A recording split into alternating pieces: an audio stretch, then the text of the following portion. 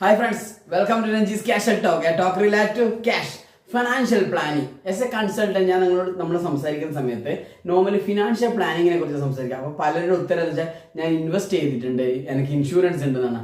Actually അതല്ല financial planning. Financial planning is entirely different concept ആണ്. അപ്പോൾ നമുക്കൊരു ഫിനാൻഷ്യൽ ഡെസ്റ്റിനേഷൻ ഉണ്ടാവും, ഒരു ഗോൾ ഉണ്ടാവും.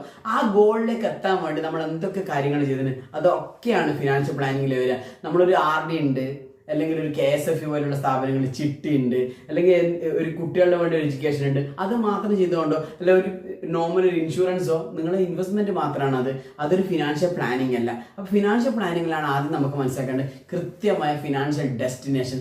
ആ ഡെസ്റ്റിനേക്ക് എത്താൻ വേണ്ടി നമ്മൾ എന്തൊക്കെ ടൂൾസ്, എന്തൊക്കെ വെഹിക്കിൾസ് യൂസ് ചെയ്യുന്നുണ്ട്, അതെപ്പോഴാണ് എത്തുക, അതിന് ഡേറ്റ്സ് വളരെ ഇമ്പോർട്ടൻ്റ് ആണ്. അതിന് വേണ്ടിയുള്ള പ്രിപ്പറേഷൻസ് എന്താണ്, അതൊക്കെ നമുക്ക് കൃത്യമായിട്ട് അറിഞ്ഞിരിക്കണം. അതിനാദ്യം നമ്മൾ മനസ്സിലാക്കേണ്ടത് ഫിനാൻഷ്യൽ ഹെൽത്ത് ചെക്കപ്പ്. നമ്മൾ വളരെ ഫാബുലസ് ആയ ഒരു പ്രൊജക്റ്റാണ് ഫിനാൻഷ്യൽ ഹെൽത്ത് ചെക്കപ്പ്. നമ്മുടെ ഇന്നത്തെ കറണ്ട് സിറ്റുവേഷൻ എന്താണെന്ന് അറിയണം. ഇന്നത്തെ സിറ്റുവേഷൻ, നമ്മളൊരു യാത്ര പോവുകയാണെങ്കിൽ എവിടെ നിന്ന് എവിടേക്ക് എന്നുള്ളതാണ്. അപ്പോൾ നമ്മൾ ഇന്ന് എവിടെയാണ്, ഫിനാൻഷ്യലി നമ്മുടെ കറണ്ട് സിറ്റുവേഷൻ എന്താണെന്ന് നമ്മൾ ആദ്യം അറിയണം. അതിനുശേഷം നമുക്ക് എന്തൊക്കെ കറക്ഷൻസ് വേണം നമ്മൾ മനസ്സിലാക്കണം. അതിനുവേണ്ടി നിങ്ങളെ സഹായിക്കുന്ന വളരെ ഫാബുലസ് ആയ ഒരു പ്രൊജക്റ്റാണ് ഫിനാൻഷ്യൽ ഹെൽത്ത് ചെക്കപ്പ്.